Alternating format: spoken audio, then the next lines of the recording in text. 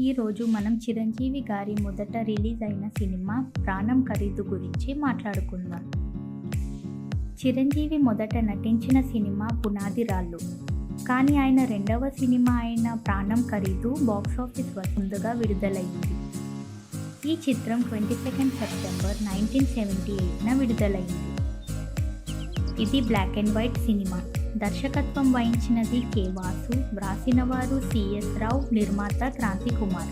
ఈ చిత్రంలో నటీనటులెవరో చూద్దాం.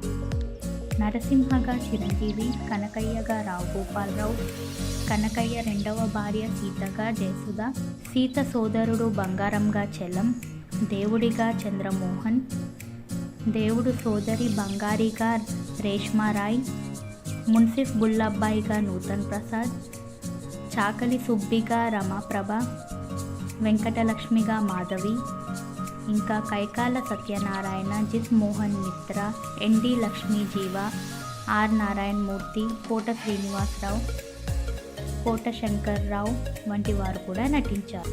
ఈ చిత్రంలోని కథ స్వాతంత్రానికి ముందు జరిగిన కథలాగా చిత్రీకరించారు. కథ ఏమిటంటే, ఒక గ్రామ భూస్వామి కనకయ్య తన కూతురి వయసున్న అమ్మాయి సీతని గ్రామ మున్సిఫ్ సహాయంతో పెళ్లి చేసుకుంటాడు. అయితే పెళ్ళయ్యాక ఆమెను చాలా కష్టాలు పెడతాడు. దేవుడు కనకయ్య వద్ద సేవకుడు.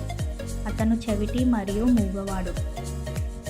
సీత సోదరుడు బంగారం పట్టణం నుండి వచ్చి దేవుడు సోదరి బంగారిని చూస్తాడు.